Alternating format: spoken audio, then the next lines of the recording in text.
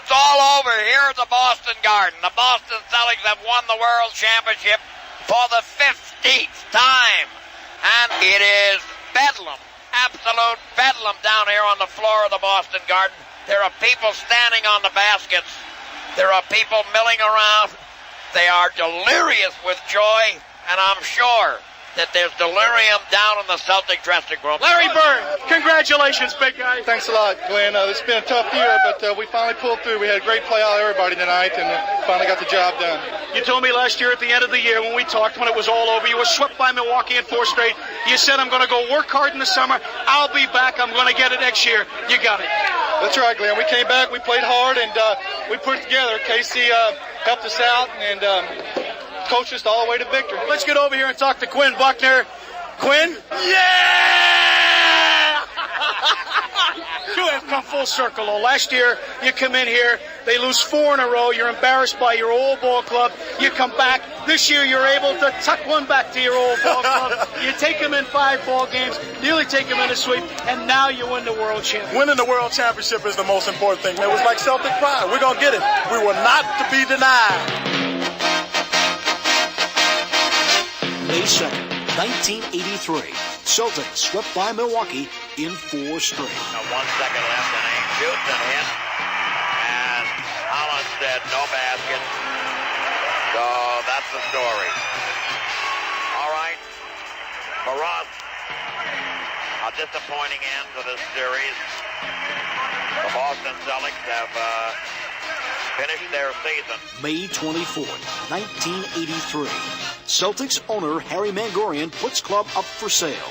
May 27th, 1983.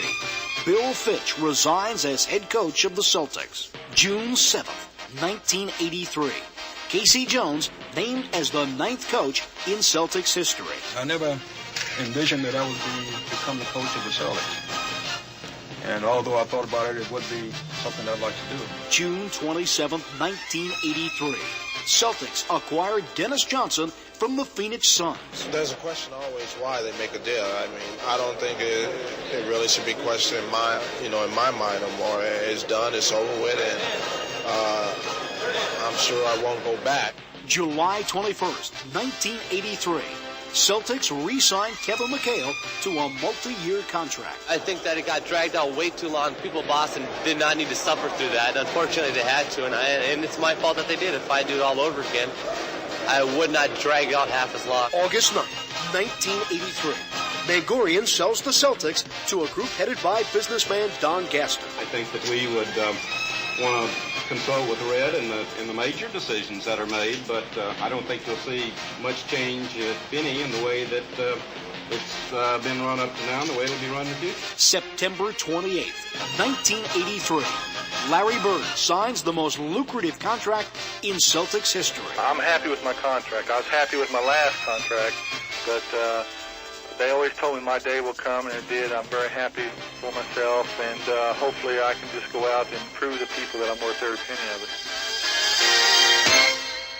The road to the 15th championship in the glorious history of the Boston Celtics truly began on a May night in Milwaukee. For the first time, this proud franchise had been swept from the NBA playoffs.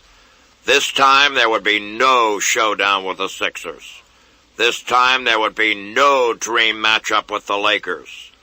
This time, there would only be humiliation, chance of sweep, and visions of brooms. Yet there was one beacon. In the aftermath of Milwaukee's march through the seas, there was Larry Bird, a solitary figure in a lonely locker room. We got to remember this, and we got to come out and say, hey, we got embarrassed by this club. Our season wasn't fulfilled because we did not play Philadelphia. My dream every year is get into it with Philadelphia, fight them, do whatever you have to do, and the best team will win. Then when we get beat by Milwaukee 4 games straight, that's embarrassing not only to us, but our fans in the city. There's no doubt about it. But the playoff sweep uncovered a wealth of problems. The owner, tired of his routine lease troubles, decided to sell. The coach felt his welcome worn after 3 60-plus win seasons and a championship. A player key to the squad was about to become a free agent. In reality, the Boston Celtics, world champions just 2 years before, were a team on the verge of disarray. But tradition and pride and 14 world championship flags do not reside on Causeway Street because of coincidence. Clearly, there was yet another challenge for Red Auerbach, and this was not the year to rest on laurels. The first order of business was to replace Bill Fitch. Auerbach once again turned inward to tap a member of the Celtics family. The 9th coach in Celtics history would be Casey Jones. Red dropped his bomb on me in Chicago. I said, Case, are you interested in this job? And I said, I'm interested. And then he got on with the cigar and one of these, and we were done. Then I'm on the plane coming back to Boston from Chicago. And I read, I'm the new head coach. So right away, I don't know where I am.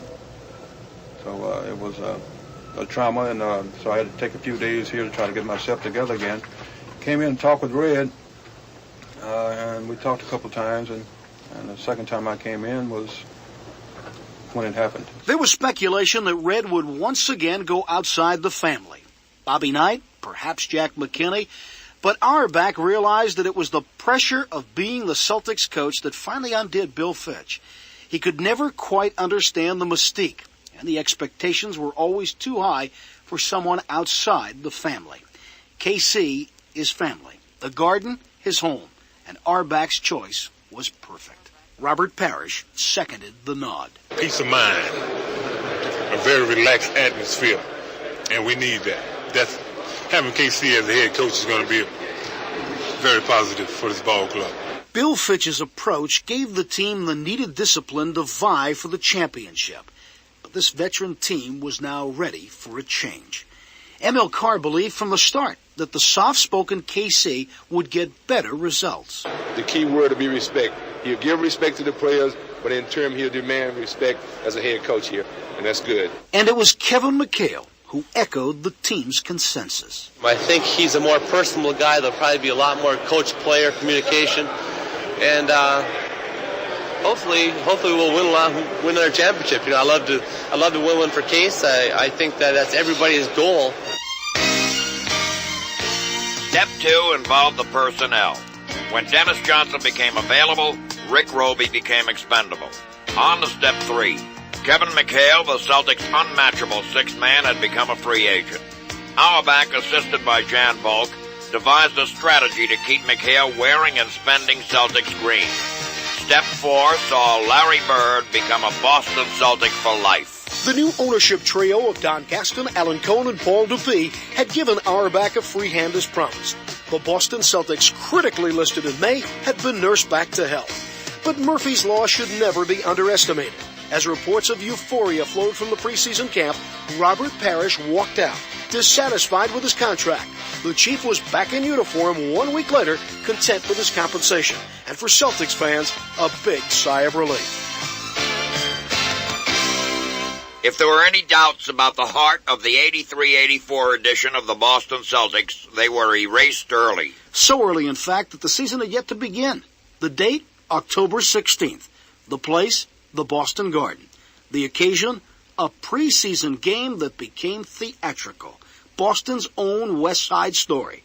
The Sharks and the Jets. A rebound taken away by Maxwell, and Malone fouled him. And Malone hits him, and there it is.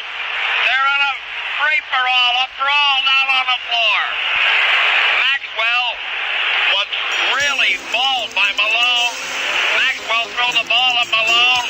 Malone put Maxwell down. There's a real free-for-all going.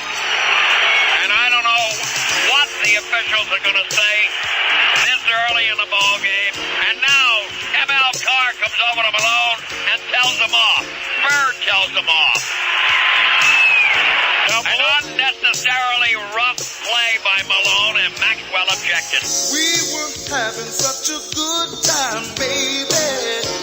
Oh, yes, we were. Now Ivoroni and Bird. There they go. Ivoroni and Bird are mixing it up. As Ivoroni put one on Bird, and Bird came right back at him. Now Malone warns Bird, and Bird says, come on, let's go. Let's do it.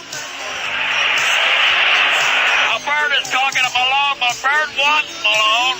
He wants him badly right now, and everybody is over there in front of Bird to keep him away. So mad about it. You have to get so mad. Why don't you get so mad about it? About it, about it. Why don't you get so mad about it? Why don't you get so mad about it? Mad about it. And now Red's out of the court. Red Auerbach is now out on the court, and he's screaming at Billy Cunningham. Here goes Red. He's out in the middle of the court. He wants to talk to the officials, and Billy Cunningham grabs Red. And Red swings his elbow back at Billy Cunningham. And now McHale goes over there and says, don't touch him again. This is unbelievable. Red is screaming at the official right now. Red Auerbach coming down from his seat out on the center court to scream right at Billy Cunningham. About it. Do you have to get so mad? Why don't you get so mad about it? About it, about it. Why don't you get so mad about it? Why don't you get so mad about it? About it. Boston had sent an early warning to the Sixers, and the rallying cry for the 83-84 season was born. We will not be denied. The 83-84 season opened rather inauspiciously for the Celtics. A 6-2 preseason record, a relatively turmoil-free camp, and a new attitude boarded the plane for Detroit. But sloppiness down the stretch evoked memories of last season as the Pistons chugged to a 127-121 win. But 10 games into the season, the Celtics were 9-1. And the backcourt of Dennis Johnson and Gerald Henderson had given Boston more consistency. If the defense of DJ was a given, the hot three-point shooting of Henderson was not. And now DJ steals the pass. DJ anticipated the cross-court pass and stole it. But Henderson takes the shot instead and hits it. It's a three-point field goal for Gerald Henderson. From the corners, he's become a real accurate three-pointer. He's hit his last three in a row. And on those off nights, KC was quick to utilize his deep guard core. Danny Ainge. All right, Wedman puts the ball into Ainge. Ainge from the corner is hit. It's a three-point field goal for Danny Ainge. Quinn Buckner. The rebound fought for, slapped back out, and stolen away by Buckner. He's got a 3-on-1. Lays it over to DJ, who lays it in. ML Carr. Carr holding it. Now to Bird. Now back to Carr. Give it go. He stops it. And Carlos Clark, the rookie from Mississippi, showed flashes of potential in his limited playing time. Underneath now Clark. Faking. Turns. Shoots. He's got it. But the Celtics have been successful in the 80s because of a front line that's the envy of the league. Scott Wedman displayed that classic jump shot that made him an all-star in Kansas City. Now in the corner it goes to Wedman. Swish. You give him a little too much daylight and goodbye. It goes into Maxwell. Now to Wedman in the corner. Bang! 7 for 7. Oh! What a scorching night he's having. Cedric Maxwell, the Celtic chameleon. An offensive force one night, the supreme defender the next. The rebound is grabbed by Maxwell. He lays it back up. It's blocked. He gets it back. It's blocked again. And he gets it back again. He stole it. And quickly goes to Parrish, who hits. What a great hustle effort by Maxwell. He took 3 rebounds and then stole the 4th one. Kevin McHale proved he was worth his free agent price tag. All right, in the corner it goes to Carr. Now quickly over to McHale. McHale's pumpkin is good. Out deep it goes to McHale. McHale spins in. The hook is gone. McHale is on fire. Absolutely on fire. In the middle, Greg Kite, the rookie from BYU, backed up Robert Parrish. McHale's shot is no good, and Kite rams it home. Kite went flying in there and rammed it home. Boy, that was a pretty play by the Rook. And the Chief continued arcing those rainbow jumpers with the expertise of a craftsman. Down court it goes quickly over to Parrish. Parrish is low. Parrish fakes the rainbow swish. All right, Bird is up top. Bird goes on the right sideline, gets it over to Parrish, who steps back out, and then goes up over his man. Bang! And the key to the Celtics front court? The marvelous Larry Bird, whose court presence and intensity defies description. Maxwell goes up top now to Parrish. They get it to Bird. Bird fakes. Bird wheels in. Bird drives and lays it in. There's the man. The annual regular season battle for supremacy between the Sixers and the Celtics seesawed through the first 2 months of the season. But the start of '84 signaled a new beginning. The talk was of goals, team-oriented goals. Casey Jones. One of the players mentioned to me that they were trying to get me to be the coach of the All-Star team, and I said, I don't mind at all, because the players have mentioned it, and they made the effort in that direction. Casey would take 3 of his Sunshine Band to Denver for the All-Star game. Bird, McHale, and Parrish, 3 Celtics, content with new compensation packages, proved to be thoroughbreds in a very expensive stable. I think that gives me more motivation to do more things. I think that gives me a motivation to try to prove that you're worth every penny of it. And I think the way you prove that is help the team win ball games in any little way, whether it be with a block shot or a rebound or a key defensive play or a tip in or a shot or whatever. I think that you've got to be finding in your own mind what you do best and try to do that best for the Boston Celtics. And that's why they pay you money to do what you do best. I am taking care of business. Woman, get to see. Kevin goes off a pick by Bird and takes it to the right. He's got Reed on him now. Kevin slips by Reed and lays it in. Oh, what a play by Kevin McHale. The rebound by McHale. A fall-away jump is good. McHale sliding into the lane, loses Hayes and hits the pumpkin. Boy, did he ever lose Hayes on that play. I got a word to do.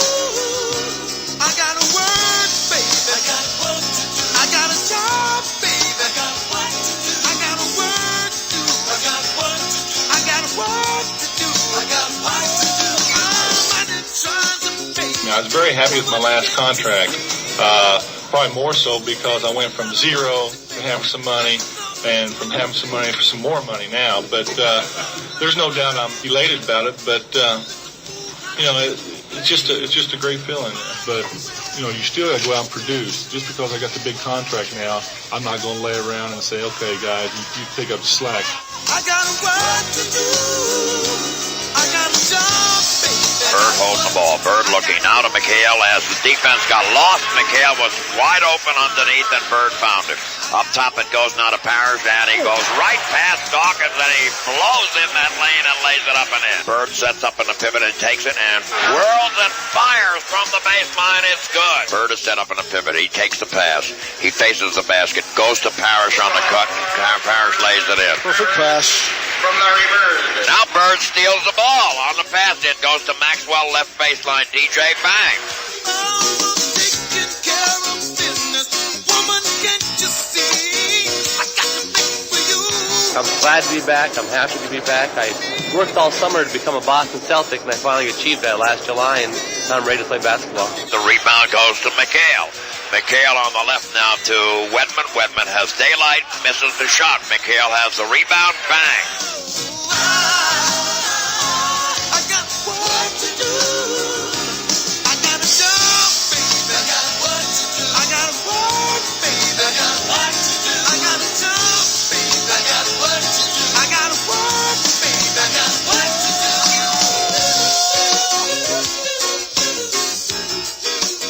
That Celtic work ethic was paying dividends. An 11-1 month of January set the stage for the annual West Coast Swing, and it was another revival of the Larry Bird Show. The Birdman continued his brilliance, copping NBA Player of the Week honors with averages of 27 points, 13 assists, and 13 rebounds. But it was DJ who was the king of the court in San Diego. Nixon has got them out front.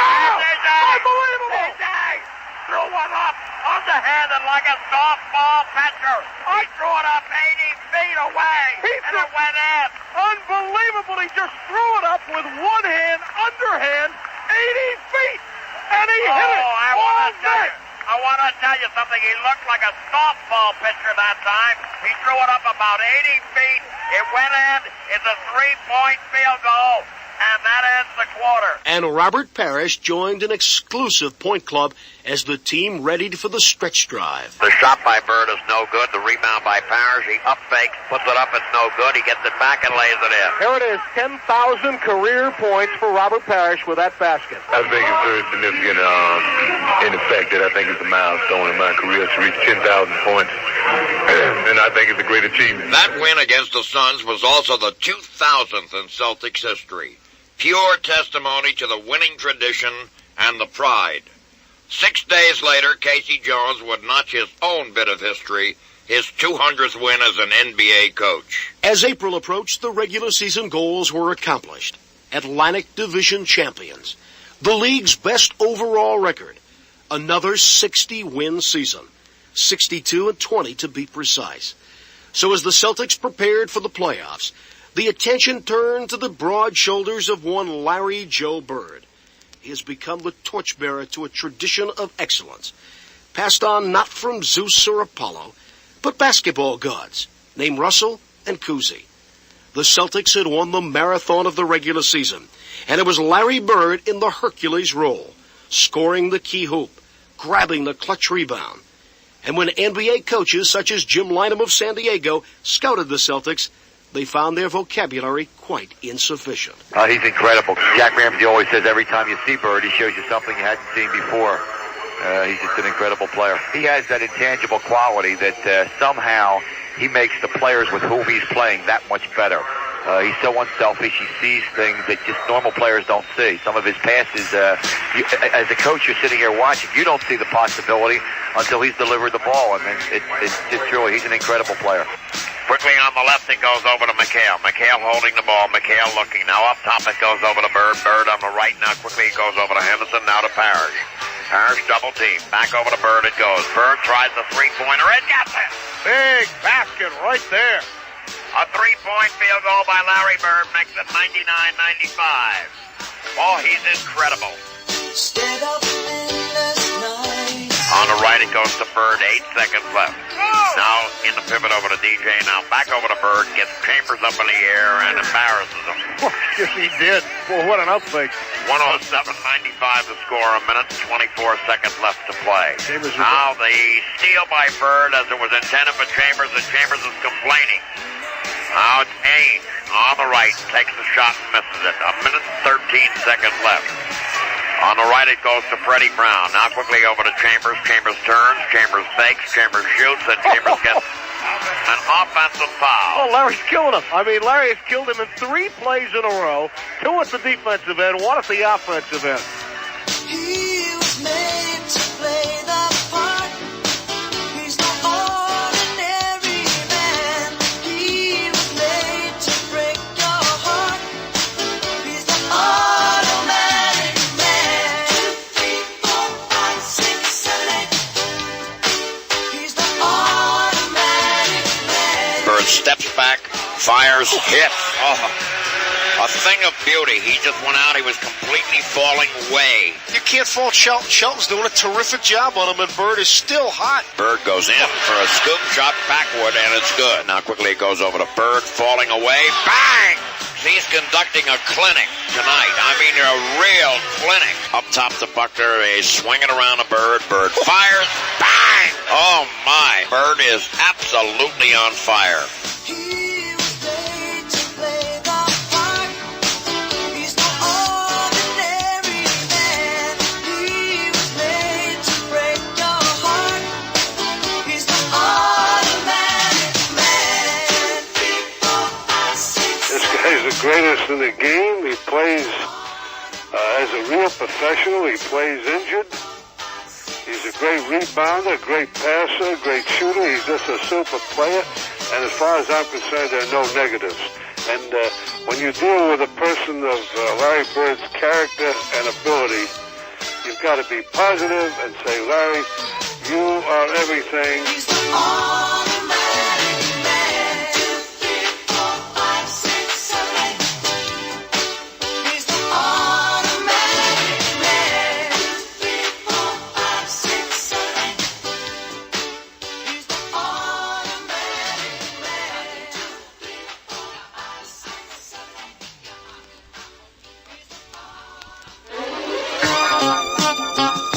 8. As satisfying as the regular season was, the Boston Celtics had their sights set on even higher goals as the second season began. The prospect of beginning that second season with the Washington Bullets is not something to relish. These Bullets are misnamed, do not possess speed, don't even walk quickly. They do play a physical brand of basketball keyed by Jeff Rulin and Ricky Mahorn, and the Bullets would present no surprises to Boston in this series. Johnson bringing the ball around to the left, guarded by Henderson. Sobers and DJ are really in a physical confrontation, and there goes Sobers' fourth personal foul. Oh, the guard play has resulted in a lot of physical action, a lot of fouls, both sides. Now Rowland has it, and Rowland eats it. Rowland gets it again, and Rowland can't do anything with it. Now he tried to take a desperate shot on a rebound effort, and Boston takes the ball away with Parrish rebounding. And Henderson takes the shot with 1 second left. Parrish gets the rebound, and Parrish gets knocked down. I mean, he really got almost destroyed. A loose ball foul on Jeff Rowland. All right, DJ goes to foul line left and then shifts gears and barrels in and lays it up and in. Pretty move. Oh, he just hesitated a moment. He caught everybody napping, and he just put the smoke on. Gets it over to Larry. Larry turns. Larry fires. Larry hits. It's 56-45. Gotta be frustrating for Ballard. He's done a super job on Larry Bird so far in this ball game, but Larry's just hitting everything now. Larry Bird tallied 23 as Boston waltzed to a 91-83 victory in Game 1 of the best-of-5 series. Game 2 proved why the Bullets can be slow poison. The Celts rallied from an ice-cold first quarter to take a 2-point halftime lead, but the Bullets stuck to their game plan.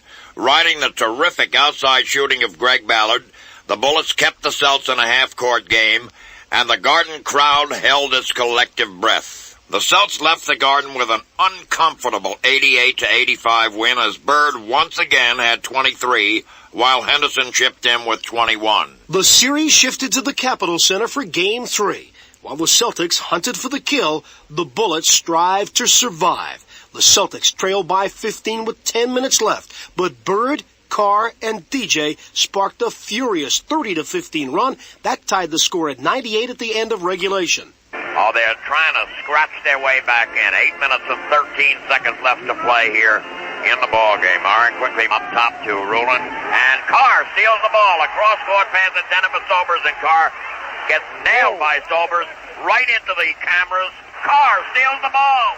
Intended for Sobers and lays it in and got fouled. Great. And now he goes right back. He walks right at Sobers and applauds.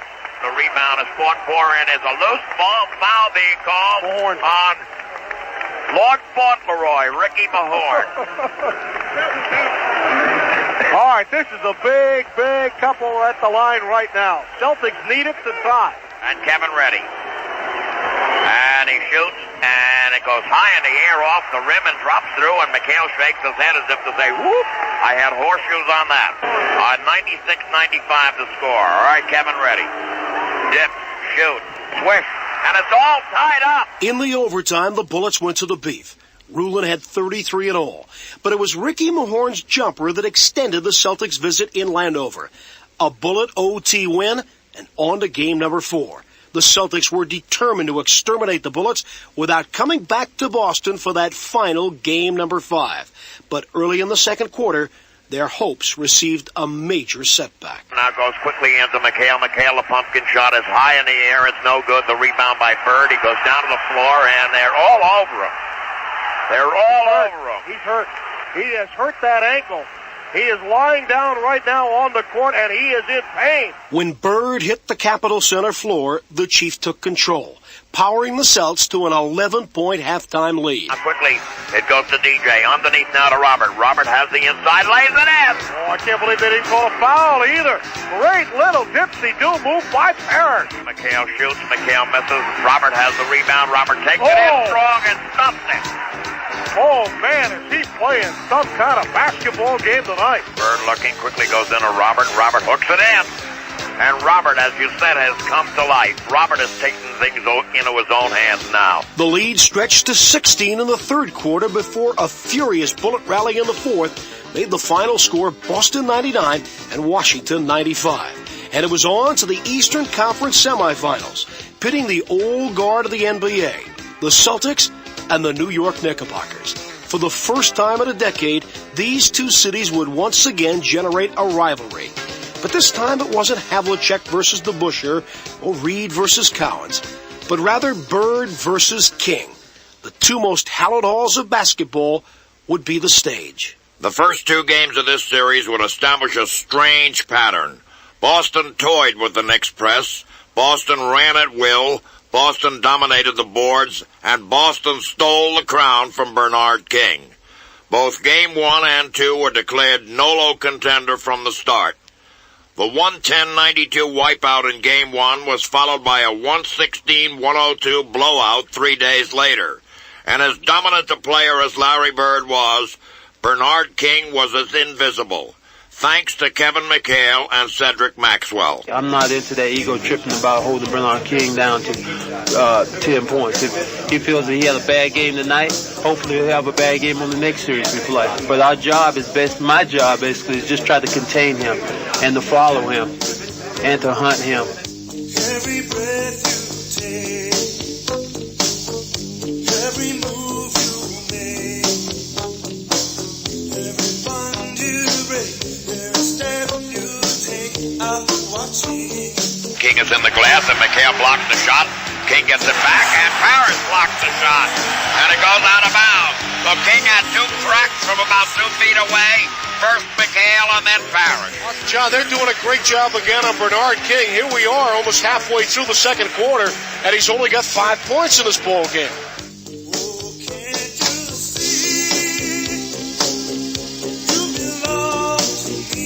We get out early and try to contain him and do basically the same kind of job and not really play dirty at all, but just try to bump him and keep him from getting the easy shots, then I think we'll be very successful. We were very aware of Bernard all day, and we really tried to keep him in sights, and we did a good job on him. I think we did the best job on him so far in the playoffs.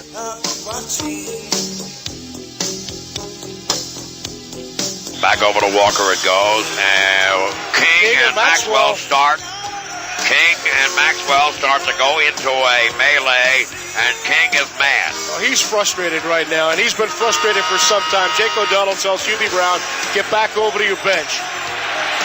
But King is just, what they're doing to King is they're muscling him, and they just called a technical foul on Hubie.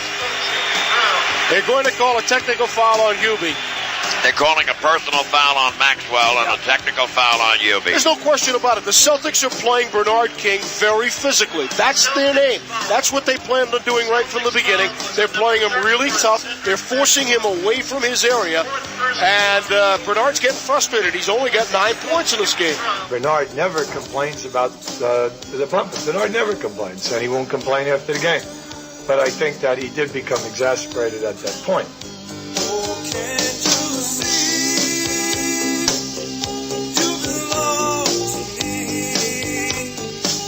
We play him as physical as the rules allow you to play. That's all. We don't play beyond the rules. No, I don't think we play him any more physical than we play anybody else. That's for sure. First of all, Max starts off on does a real good job. Then when he gets exhausted, I come in and I exhaust myself. Then he comes in and spells me. So it's just kind of keeping a fresh body on him at all times and trying to move and trying to not let them create a lot of passing angles for him. Because if they start creating passing angles, you're in big trouble. Because he's a great offensive player.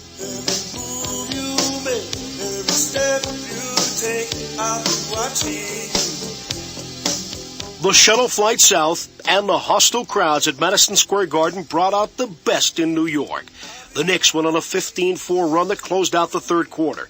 But it was Boston's ineptness at the charity stripe that really cost them this one. All right, Buckner. And he misses the free throw. Now Buckner misses the other one. All right, McHale. And he misses. Kevin goes again. And misses that one. Bird goes to the line. And the shot is missed. And he misses that one. And DJ misses one. DJ's going again. And he misses that one. And the shot by Henderson is missed. They have missed 10 in the fourth quarter. Game 4 was a Broadway revival for the King of New York.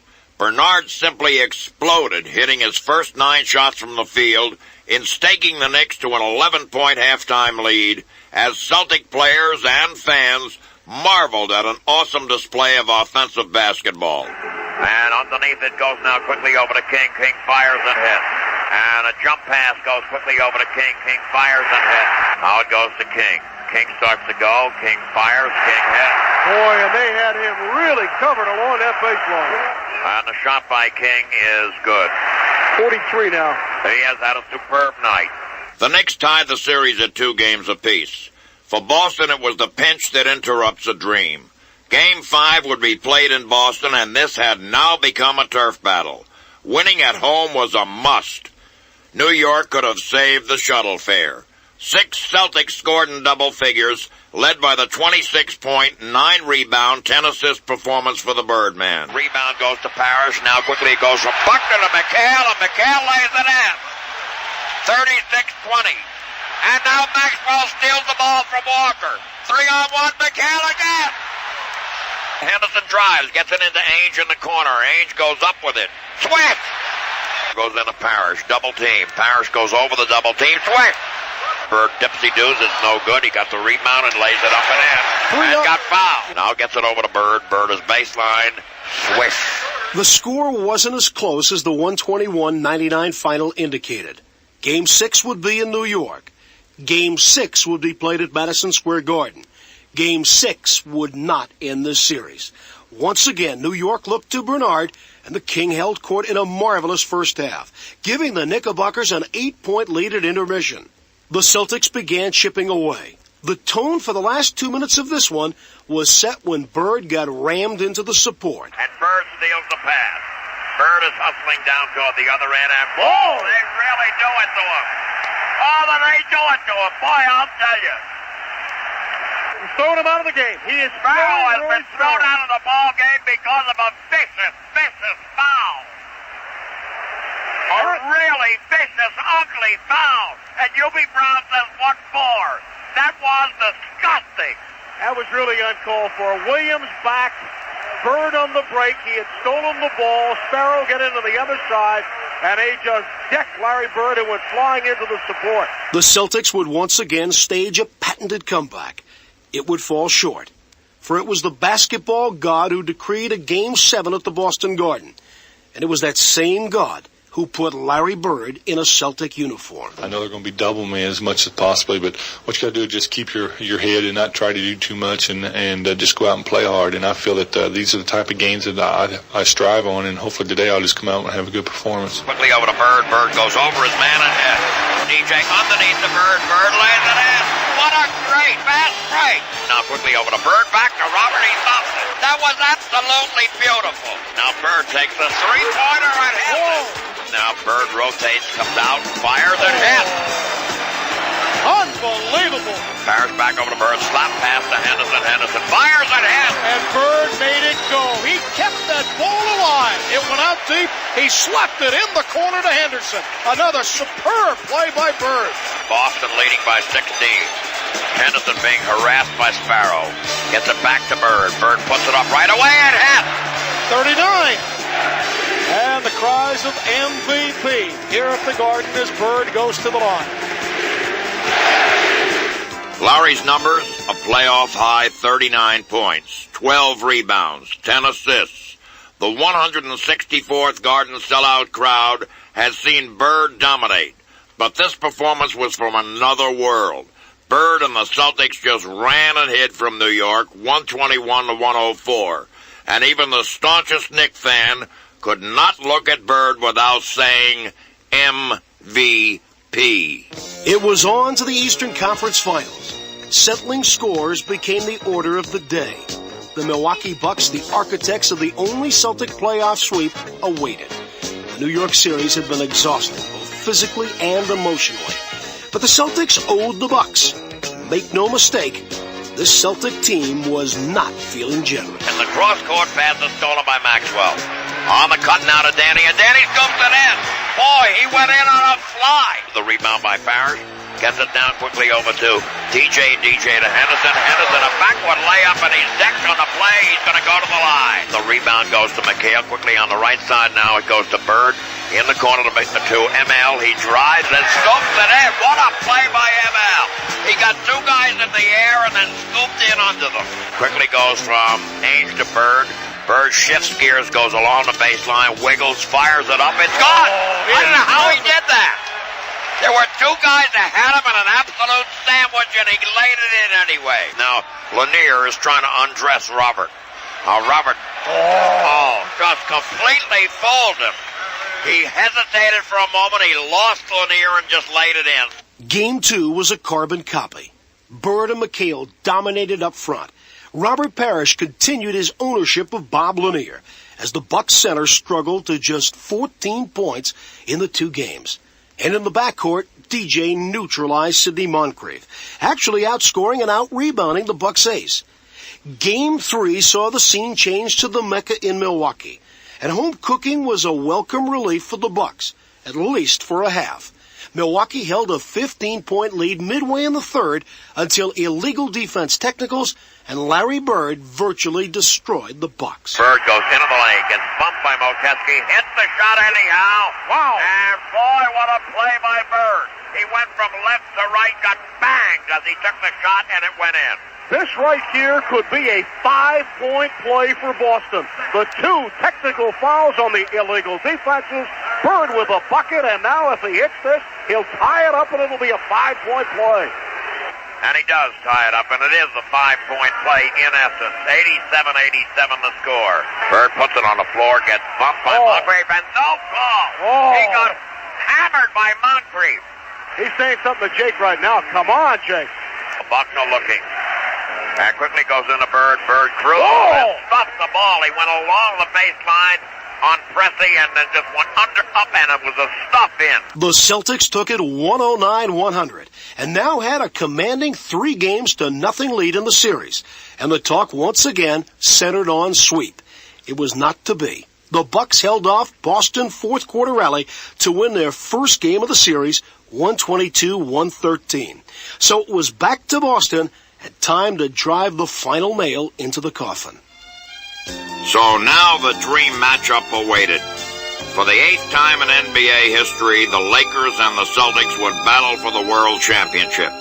Boston and Los Angeles, 2 cities as culturally different as their basketball teams. Scrod versus Caviar, Pintos versus Porsches, the grungy Garden versus the fabulous Forum, the Cabots versus the Nicholsons. The series opened in Boston under perfect Celtic conditions. Boston was resting and waiting. L.A. needed their only off day for travel. The Celtics were a perfect 9-0 at home in the playoffs, and the 168th consecutive Garden sellout anticipated blowout. They anticipated correctly. Unfortunately, it was L.A. style. The Lakers' onslaught tired in the second half, though. Kareem's skyhook found rim instead of net.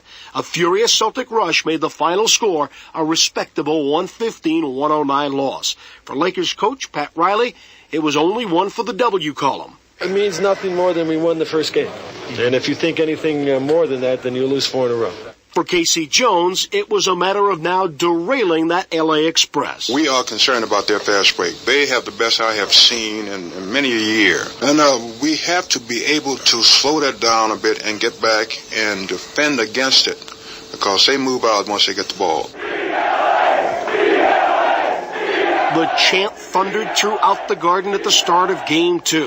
The Celtics wanted to bury the Lakers early, and everything seemed in order for the first 12 minutes. Bird gets his man up in the air, goes up off the glass, he's got it. Underneath it goes now to Worthy, and Bird harasses the play, and it's knocked down, and it's picked up by Buckner. Quickly on the right, it goes over to Ainge, foul line, right, left. It's 31-20, Boston is out front by 11. But that lead dwindled to just a field goal at the half. More importantly, the Laker fast break was once again revving up, while the Celts were inhaling exhaust fumes. And it was James Worthy's shooting that catapulted the Lakers into a 2-point lead with less than a minute left. When Kevin McHale's 2 free throws bounced off the rim with 18 seconds remaining, the lead could not look bigger. The Lakers called time, but curiously decided to inbound from the backcourt rather than midcourt. It was then that Gerald Henderson stole a page out of the Havlicek scrapbook. It goes quickly in now to Magic. Back over to Worthy. When Magic got the ball on me, I immediately thought about moving it somewhere else. So, because they were coming to foul, and Byron was the next open man to me. Henderson was playing a gambling defense, and he was able to double back. I didn't see him at all. I should have read the court before I threw it. We were in the full court pressure, and there was no question about we had to go to the steal, and just came up with it. We had to have it then, and we just had to make it happen. For a minute there, I could hear Johnny Moose going, Henderson steals the ball. And it's picked off. Goes to Henderson. He lays it up and in. It's all tied up. A great play by Henderson. They threw a cross-court pass. And Henderson anticipated it and picked it off. All right, he's guarding the inbound pass, and it goes quickly over to Scott. Scott holds the ball now to Magic. Down to 9 seconds. Magic holding the ball. Magic trying to work on Maxwell. Magic has still got it down to 2 seconds. 1 second. He's going to have to shoot it. He doesn't get it off. He doesn't get it off. They get no shot at all. They had 13 seconds and they did not get a shot off. Magic Johnson. I was thinking two things, trying to let the clock run down some, and then when I seen pass with Kareem, I didn't want to throw it in there because he was overplaying a little bit. So it was on to the OT. And time for Scott Wedman to play the next Celtics hero. All right, here's the countdown. Bird pops out. Bird fakes. Back over to Henderson. Henderson up fakes. Now quickly on the baseline. Wedman. Yeah, I wanted to do it. I mean, that's what it's about. You're out there on the floor, and if the opportunity comes, you really can't turn it down, and you got to want to take it. It's gone. And Boston lead. 122 to 121. Scotty Feldon. Henderson's steal, Wedman's clutch jumper, and grand larceny by Robert Parrish provided this night's dramatics. And as Cedric Maxwell testified, the Celtics were alive and well. Shoots a big needle in the arm here, babe. We right back on track now. Cannot complain at all. I mean, we're in a situation now where we're right back in it. Before, it's like we were the zombies, the living dead, really. And now we're back in a situation where we have pretty much deuced it. The Celtics were on their way out west, now needing just a split to even up the series and regain the home court advantage. But Magic Johnson and the Laker fast break halted any Boston momentum.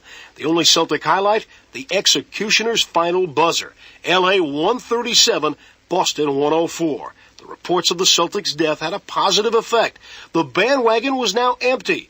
The only ones who believed were 12 players and 3 coaches. Robert Parrish. No need for us to abandon each other because of the media has. So all we have right now is each other. So it's a very loose and relaxed atmosphere, and we have a lot of confidence. But Game 4 looked again to be the James Worthy show. His quick inside move staked the Lakers to a 10-point halftime lead. The start of the third quarter saw a Celtic change in strategy. Dennis Johnson and Gerald Tennyson switched defensive assignments. DJ would now guard Magic, and Boston began to battle back, literally putting a collar on the LA Express. It goes now to Worthy. Worthy goes over to Rambis, and Rambis is decked, and he wants a charge. Oh, you don't dare touch him. You don't dare. He was really decked by McHale, and he didn't like it at all. Kevin McHale with a clothesline job on Kurt Rambis, and he went flying, and now Bird and Cooper are swinging elbows. Worthy gets into the middle. He separates them. Pat Riley's in there. And this thing is getting wild. The near melee infused the Celtics with a fighting spirit. The comeback had begun. The LA lead was 2 into the fourth period, and it was Larry Bird and Robert Parrish who would deny the Lakers. Parrish effectively neutralized Kareem while also hitting this game's biggest shot. Rebound by Robert is around the rim. It's no good. Robert again, and puts it in and got fouled. Robert ready. Dips, shoots, gets it. It's 113 to 111. Kareem then committed his 6th foul, and that put Larry Bird on the line. The shot by Bird is up. It is around the rim and in. It's all tied up with 16 seconds, and the Lakers use up their last timeout. All right, Cooper trying to get the ball in play. And he gets it in play over to Rambis. Back over to Magic it goes. Magic has the ball on the right sideline. And there are 5 seconds left. Now, Robert steals the ball. Robert steals the ball. Oh, my goodness. What a play by Robert Parrish. So tied at 113, Boston and LA would once again need an extra session to decide the outcome. That meant Bird time for Boston and a Worthy show turned magical for LA. James will have his moments, but this night was reserved for Larry. 21 boards, 9 on the offensive end, 29 points. None bigger than when the game was on the line. Back in the Bird, the ball away is gone. Boston leads 125 to 123 as the Lakers call timeout with 16 seconds left. And now to seal this victory, there was ML Carr. proving once again that the Celtics were not to be denied. And there's a steal. ML Carr steals the pass on the pass in. ML Carr steals the ball on the pass in. Oh my, this guy hardly plays. He does not play at all, but when he does, what a contribution. And the Boston Celtics have tied the series up. They laughed at him. The papers were full of derision and mockery, but they came back and they put it in everybody's face. So it was back to Boston, back to the parquet floor, and back to a sauna known as the Boston Garden. Triple-digit temperatures and nearly matching humidity are not the ideal conditions to contest the NBA championship. But when it was said and done, it was the Lakers who wilted. Now Worthy with the ball. The shot pops out. It was in and out. Parrish gets it to Ainge, now to DJ. DJ goes baseline left and hit. And Boston leads by 11. Ainge fires away. It's gone. 3-point. 3-point field goal for Danny Ainge. Bird takes the pop. It's gone. It is gone just before the buzzer. So at the end of 3, the score, Boston 88 and Los Angeles 77. Boston took Game 5, 121-103. But in Game 6, rookie Byron Scott exploded.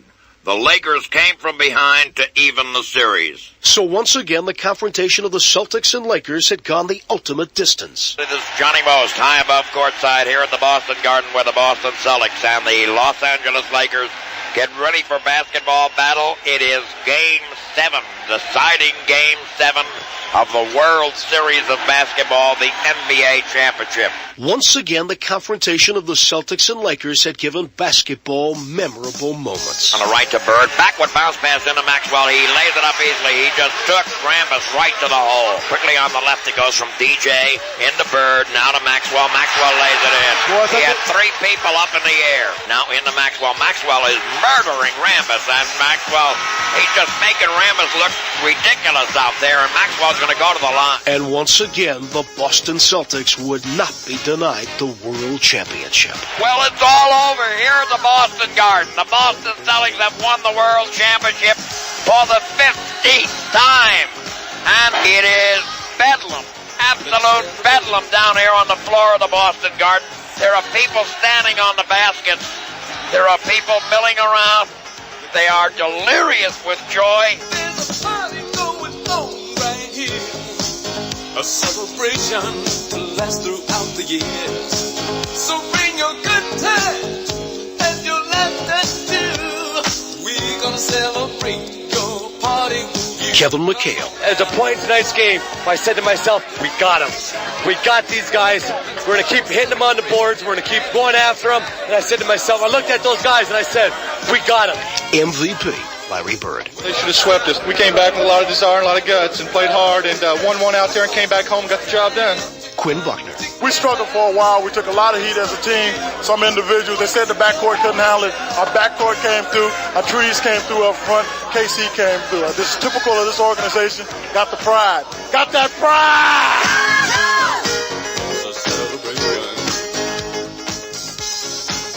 ML Carr. People talked about this team not having heart, this team being quitters. This team never quit. We realized everything that went on in the past. We realized what we were about now. Guys got in the trenches and said, we will not be denied our championship, and we got it. Celebrate good times, come on. Let's celebrate. We're gonna have a good time tonight. Let's celebrate. It's alright. We're gonna have a good time tonight. Let's celebrate.